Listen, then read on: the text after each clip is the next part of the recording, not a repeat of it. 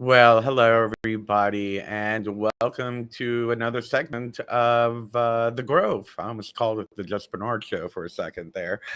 Anyway, I'm so glad you are here joining me today. I picked today's topic because it actually does mean a lot to me. Today, we are going to be speaking about spiritual bypassing and kind of give ourselves a little checkup to make sure that we're not doing it, that I'm not doing it, that you're not doing it, and why is it important that we kind of move beyond that spiritual bypassing that is so easy to fall into. Um, Today, I wanted to talk about some things that might be a little bit uncomfortable. We might actually, if we have time, I'd like to do a little practice that we could do together, kind of give us some tools to kind of work around spiritual bypassing spiritual bypassing. But before we get started, I would like to read to you a passage from my book, The Book of One.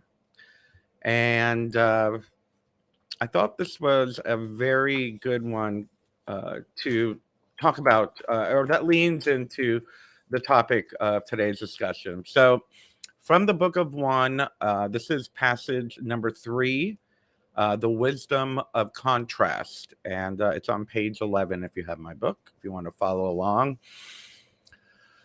To be good, one must understand the ways of evil. To know happiness, one must understand sorrow. To truly live, one must accept death. For not knowing both sides, you will not truly understand one.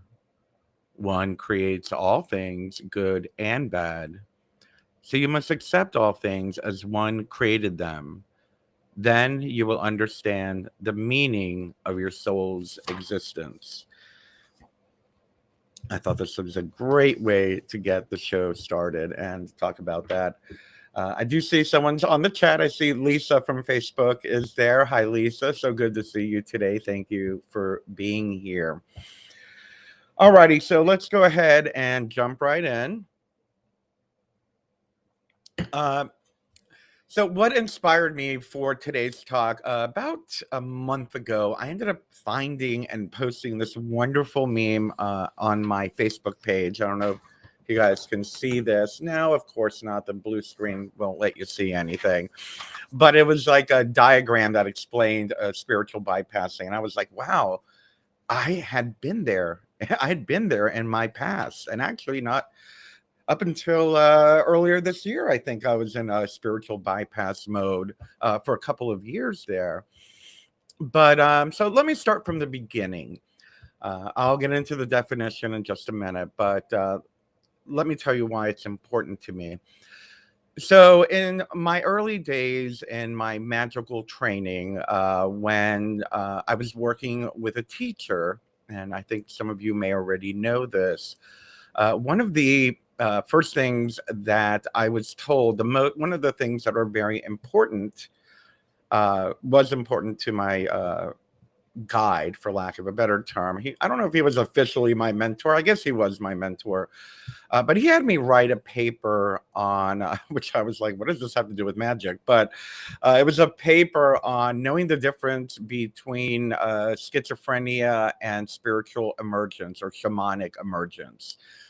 And I found it very interesting. And as I did more research on that, it came to be that many of the very legitimate or well-respected covens, magical groups, magical orders, groves, whatever it might be, including mine once I established my own coven, that a part of that first degree training, I don't know how many of you have gone through the Wiccan and or pagan or magical order training. You know, we have first degree, second degree, depending on the tradition, but the first degree usually has to do with earth. And a part of that training, besides learning the basics like how to clean your robe appropriately, or how to set up an altar, or how to cast a circle, the basics, a part of that also was getting your life in order. And that meant working through any emotional imbalances that might lend itself into a difficult psychological or psycho-spiritual experience, like a negative one. They actually even recommended, and I still do recommend that first year, if you're in the Earth degree with me as an apprentice, I still recommend that you go to some type of therapy or something, just to get grounded, kind of work through any issues.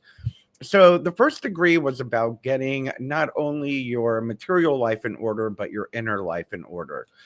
Yes, part of that meant, having a sustainable income, getting your house in order. But I found it very fascinating how it was also about getting your mental health in order, or at least the beginnings of it. If there were any addiction issues, to get them, start taking care of that. If there were any emotional issues, start taking care of that. And for many years, I did focus on, I don't want to say self-help. That's such a bad term, a negative term nowadays, but let's say self-empowerment work, doing some of the inner work to bring balance into my life, into my emotional life and whatnot. And I later came to understand that it is because, as we move up the ranks in the degree system and our occult and esoteric knowledge, that we learn that yes, there is a physical body, there is an emotional body, a mental body, an astral body, a spiritual body. Depending on the paradigm you're using, there's 5 energy bodies, and some people actually believe that there are more. In the way that in the I'm sorry, the tradition might have a different way of doing it. So the the physical body and the mental body are kind of considered like the earth degree bodies that you want to work with. You want to remove the obstacles in them and whatnot. And I did very, very well with that. I, kind of got my head on straight and whatnot. And the thing is that for me, and I'm going to share some personal stories with you as we get into this. With me, as I climbed the ranks of the degree system, I became so proficient at my intuitive nature. I became very proficient in shamanic journeying and vision quests and out of body experiences. And very, very soon, within a couple of years, I was doing some pretty advanced ritual work. And suddenly, my life started spiraling out of control. It's fair to say it happened around 9/11, back in 2001, where many of our lives, we were all kind of given a psychic shock. And during that time, I kind of lost my grounding. I kind of lost my clarity and my emotional balance and whatnot. But I kept striving for work on the astral realm and the magical realms, the unseen realms. And I kind of put to the side all of the physical and the emotional stuff that I had been doing. Little did I know that in doing that, I was fragmenting my spiritual growth. Because for me, and again, I can precurse all of this in my experience. So everything I say, just put the words "in my experience" before when I'm telling you. Take what you can use and leave the rest, as usual with any of these talks. But for me, I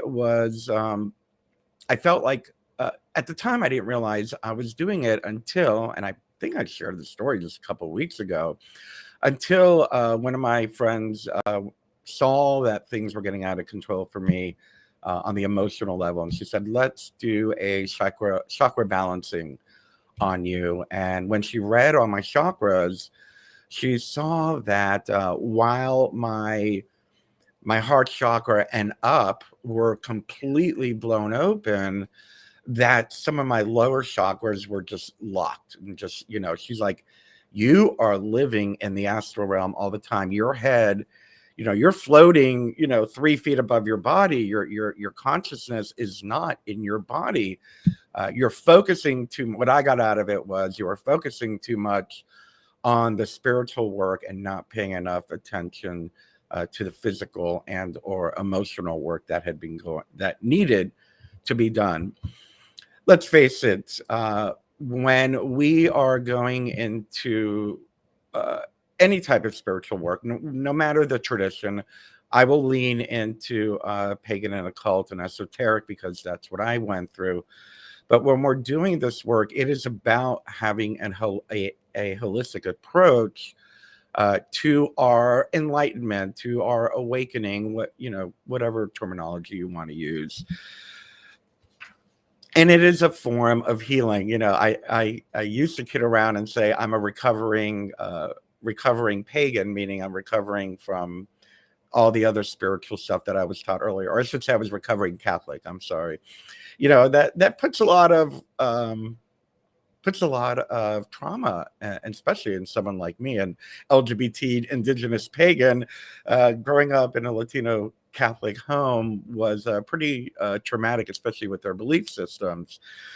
So once I discovered the ability to do these like advanced, high magic, Kabbalistic rituals and whatnot, a lot of my focus was on that, and I forgot to focus on the physical and the emotional. So let me go ahead now. I think this is a good time to introduce the definition.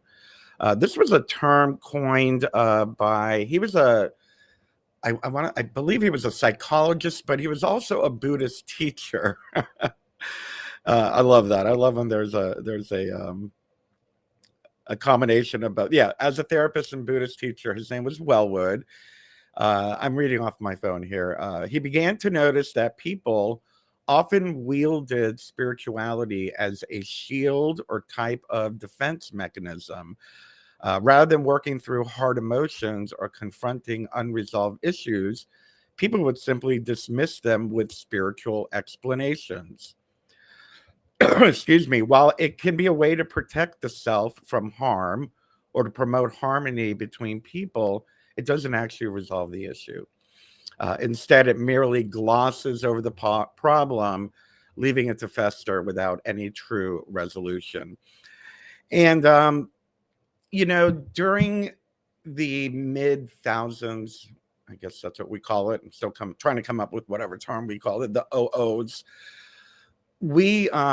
I myself saw a lot of that, especially on online communities and whatnot. I believe it was in the early 2000s that The Secret came out.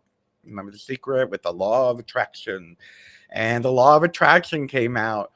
And suddenly you were never supposed to talk about anything negative. And I used to get yelled at a lot by some of my followers, like, because I would post political stuff and they're like, that's so negative. That's very unspiritual. And I'm like, yeah, but this stuff is an imbalance to the wholeness of our planet. We need to look at it. We have to pay attention to it.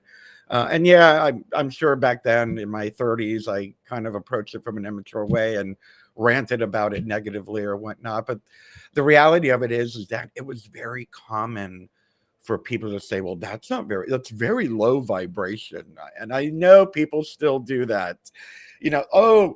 That's very low vibration. There's no need. Just, meditate more. Just raise your vibration, rise above it, stay in that higher state of consciousness. And basically they're saying ignore the stuff, the uncomfortable, icky stuff. So on that post that I guess it was a flyer or something that I posted. It says that I have it here. I printed a copy of it. It says that spiritual bypassing leads to fragmentation. In the low vibration, we see resistance, sadness, rage, and hurt, and that's often overlooked for high vibe, ascension, 5D reality, love, peace, flow, joy. And what we don't realize that about that is that the energy behind that is hierarchical. The belief is that some emotions are better or more enlightened than others. It misappropriates spiritual teachings to justify emotional repression. Boy, did I fall for it. I actually fell for that for many, many years, especially when I moved here to Roanoke.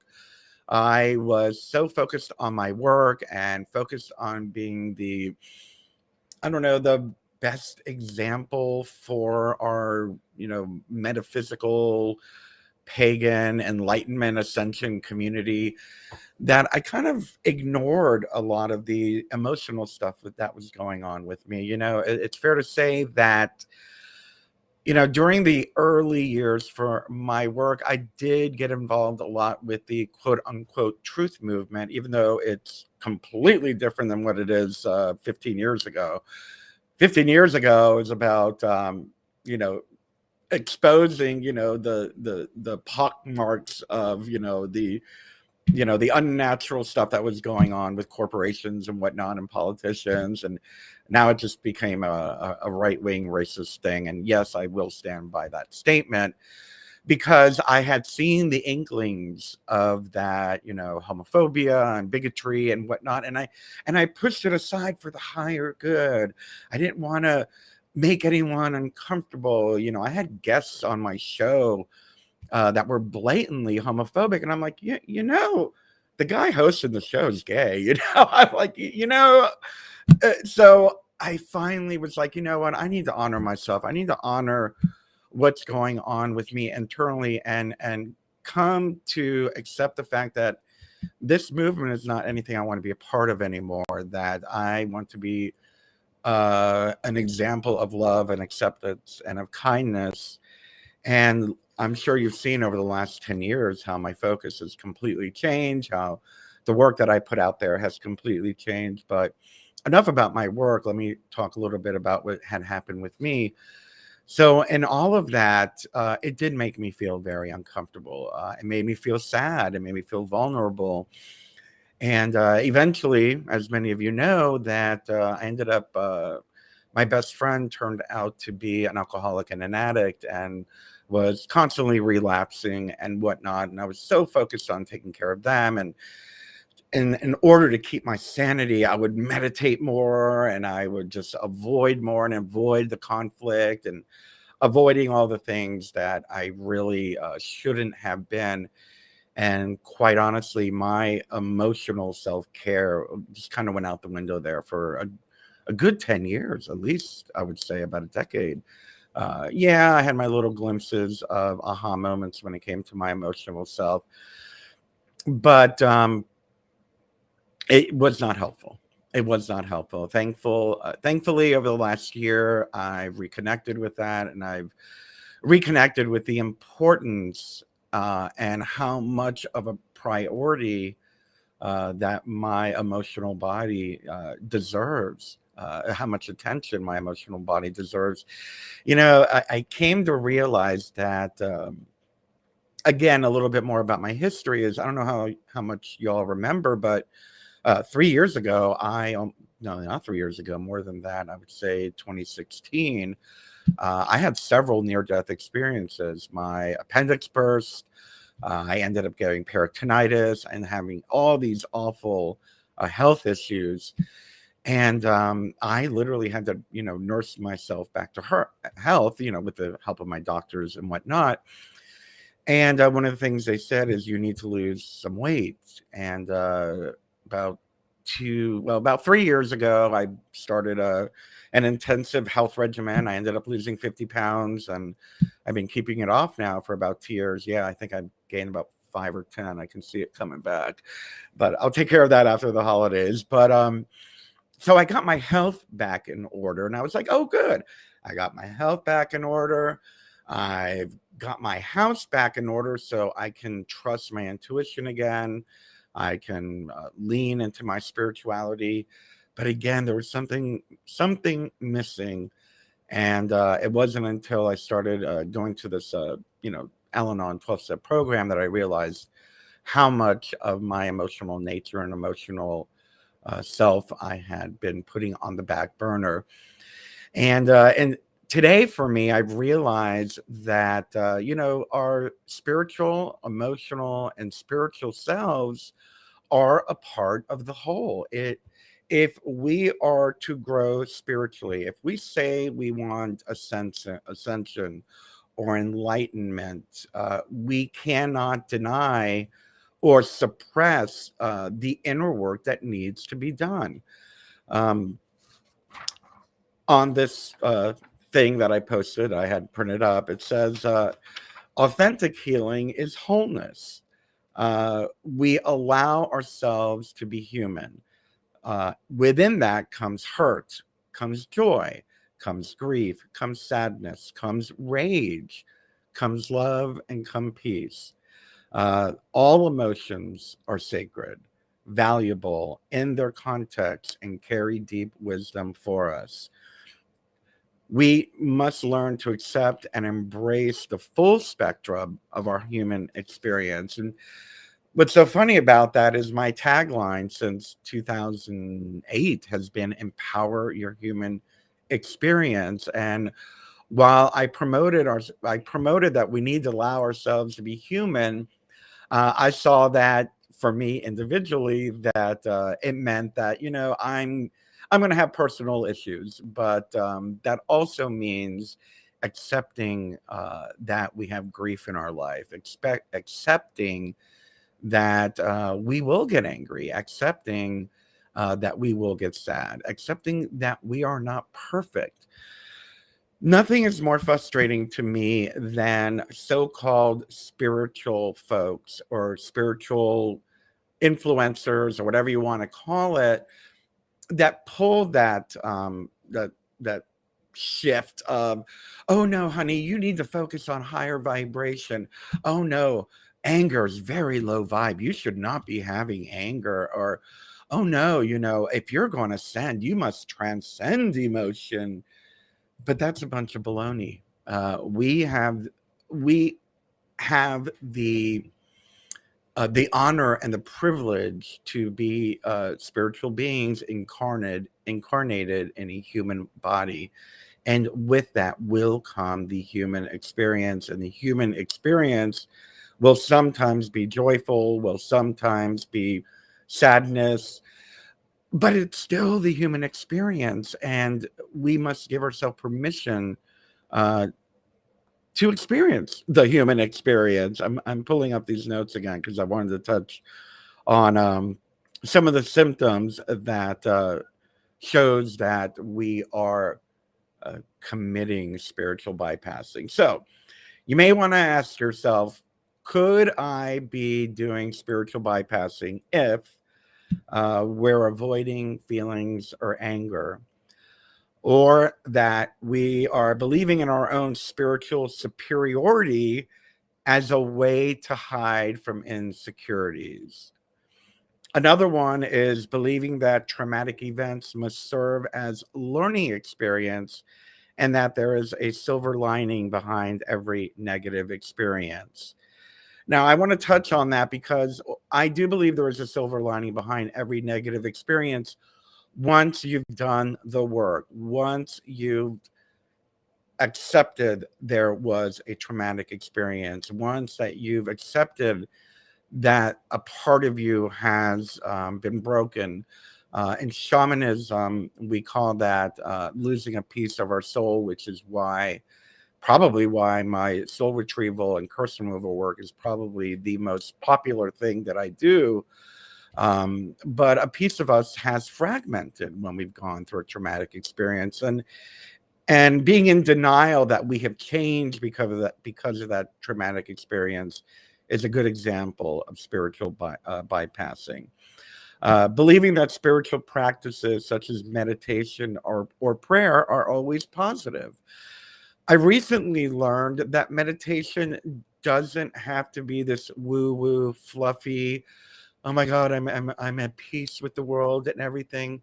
Sometimes meditation is just sitting with your thoughts.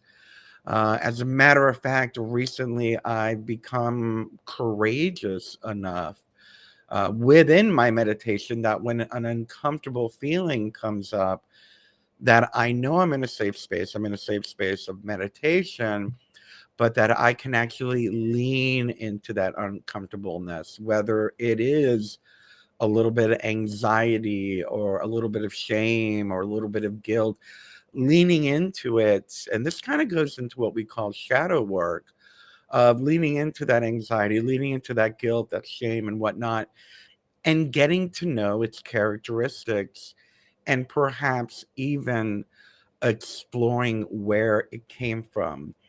And one of the things that you can do when you're doing this type of shadow work or leaning into the uncomfortable emotion is to kind of recall when you first felt that emotion. When did I first feel that shame? When did does this remind me of anything in my life, in my earlier years or last year or whenever, when I did feel shame for something? And how that shame is kind of like a record player or a plays on a loop when we're, and I try not to use the word triggered, but I'm going to here, when we are triggered into a state of shame or guilt or fear or anxiety, automatically our subconscious is going to go back to that original time that we felt that guilt, shame, or anxiety. Once we get back to that place where we've learned that behavior, we have the ability to kind of tell our body, tell our spirit, tell our minds that, you know what, thank you for protecting me. Thank you for putting up that red flag that I need to protect myself. But this isn't the same. This isn't that experience. It's kind of like we talk about neuroplasticity all the time. It's kind of like creating those new neural pathways to kind of retrain our brain, that just because I feel a little anxious or just because I feel a little guilt or shame because I didn't give that homeless man, the $50 he asked me for, because I don't have it, but there still is a little guilt and shame from that. So where does that come from? Where did I withhold helping someone that I could have perhaps, and I felt shame for it? But this is just a general analogy of it. We all have our own experiences of how these loops began to play in our mind. Again, working with the shadow self takes courage, and I will say not everybody's ready for that, and that's okay. If we're not ready to work with the shadow self, give yourself permission to say, I'm not ready to tackle this stuff. This is some heavy stuff.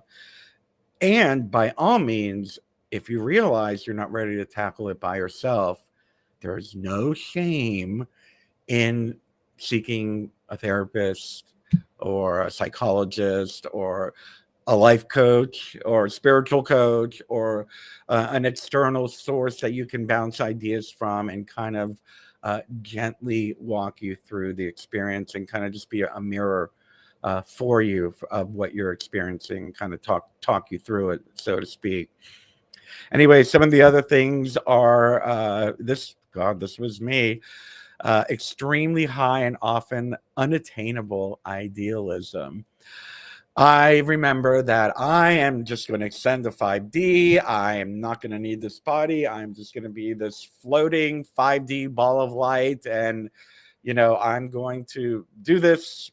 I think my goal back then was like, when 2012 comes, I'm going to ascend into this 5D energy ball where I don't have to be in this body anymore. So there is a good example of unattainable idealism. As well, we have feelings of detachment. That's not to say there isn't healthy detachment. I do believe that detachment, it can be a part of the healing process when it comes to uh, not doing spiritual bypassing. Sometimes detachment with love is one of the terms that we use in the group that I go to. Detaching, like I love it, but I can't be a part of it. You don't need to hate people who make you feel uncomfortable. You don't need to hate people that demean you or belittle you. You don't need to hate and demean people that don't have your politics, but you most certainly can detach from those experiences. You know, I always talk about what we focus on is what becomes our reality. So you have the right to shift your focus from, you know, negative political people or negative draining people in your life to focus on something else. That is a part of your personal spiritual sovereignty and your greatest power. What you give your focus to is what you're going to, you know, what your reality is going to be. Um, Another one which I find very frustrating and very annoying, and they're out there. They're out there. People who only focus on the positive or are overly optimistic. That's what I call the fluff bunny syndrome. It's like, oh, and everything's wonderful. It's like, yeah, don't lie to me. I know not everything's wonderful. You know, having a flat tire is not wonderful. It's frustrating, and you're allowed to be frustrated. You know. People who people who project their negative feelings onto others might be a symptom of spiritual bypassing, pretending that things are fine when clearly they're not. You know, kind of like, I'm all for faking it till you make it, but while that might be okay, you know, there's something that I always say, you know, read your audience. You know, you don't want to walk into, oh, I don't know, a self-help seminar and just be all negative, negative, negative, you know, whatever it is. Read your audience, find someone, a confidant that you can vent to. But I understand not sharing, you know, the TMI syndrome, too much information. Some people overshare that everything is wrong, but also people have a tendency to hide that things are wrong. And then, of course, thinking that you must rise above the emotions. I've talked about that. Um, Denial and repression are not your friend. Denying you're angry, denying that bad things have happened to you in your lifetime, denying that you've been a victim of a hate crime or sexual assault, or denying that you were fired unjustly, or denying that, you know, the world is kind of in a very uncomfortable place right now is not helpful.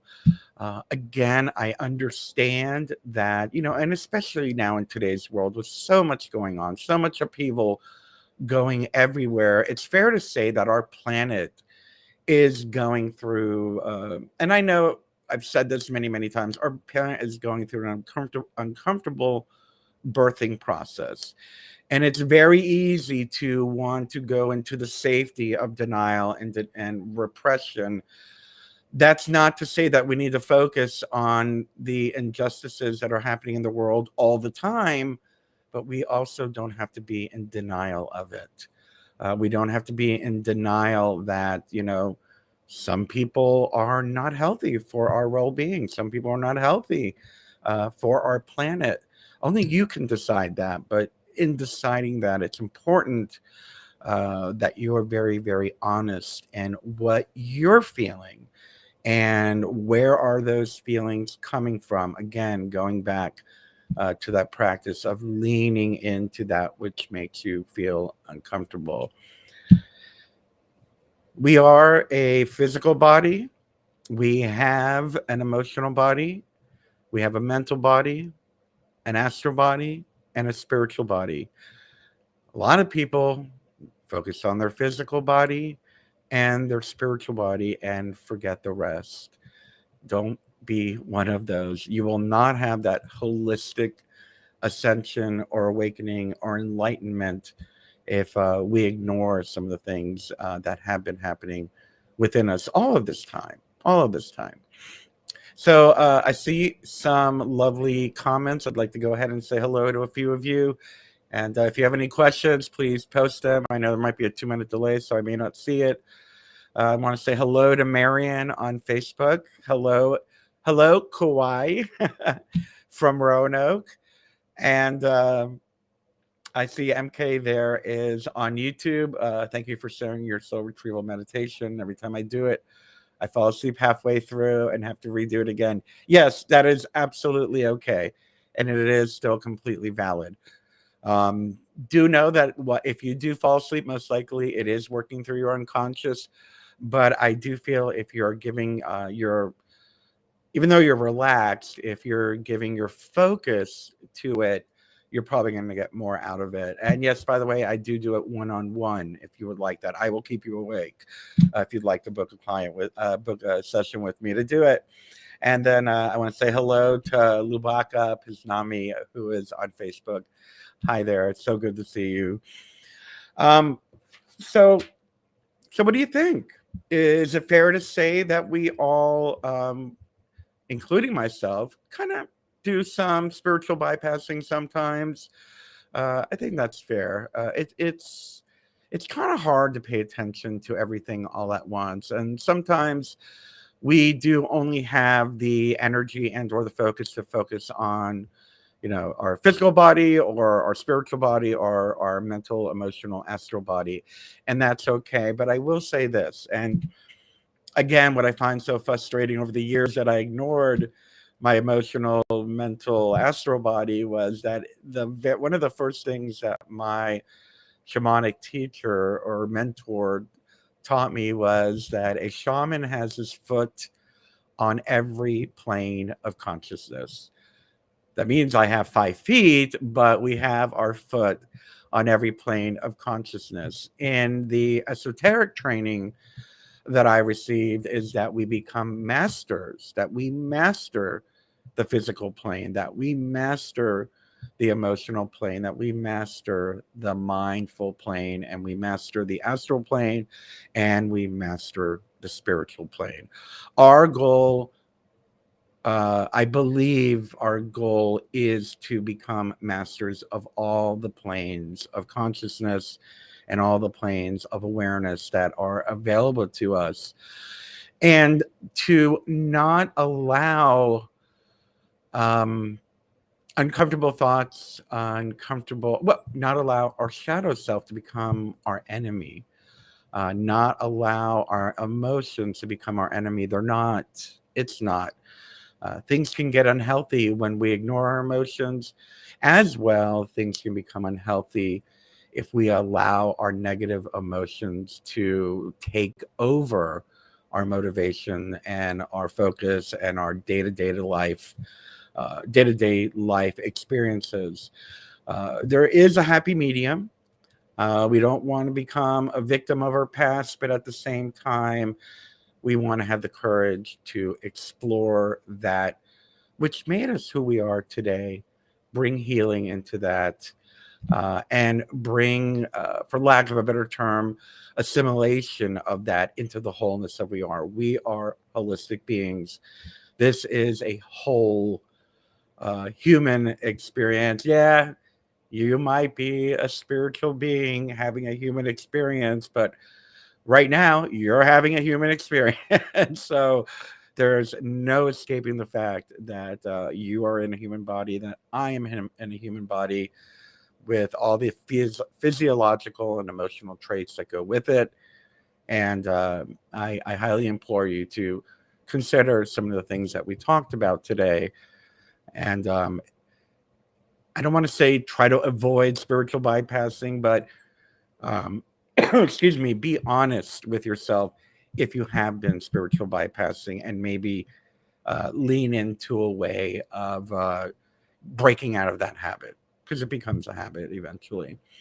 Anyway, we are out of time, and I just want to let you know that next week we are going to uh, my friend Kelly, who's usually on here. I'm surprised she's not here today. My friend Kelly posted on my page today, what are some of the things I can do to change the world? So I think that's what we're going to talk about. There was a great quote that was put out today. I forgot who the quote came from, but it said, I'm only one person. I can't change the world. said 7 billion people.